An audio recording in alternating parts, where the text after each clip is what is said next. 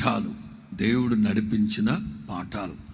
మొట్టమొదటి స్టేషన్ సుక్కోతికే ఎందుకు తీసుకెళ్ళారు దేవుడు? మొట్టమొదటి మజిలీ సుక్కోతికే ఎందుకు తీసుకెళ్ళారు?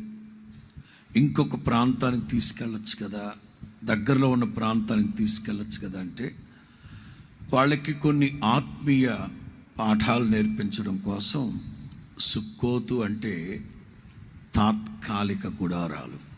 అంటే మీరు వెళ్ళబోతున్న ఈ యాత్రలో అన్ని తాత్కాలికమే.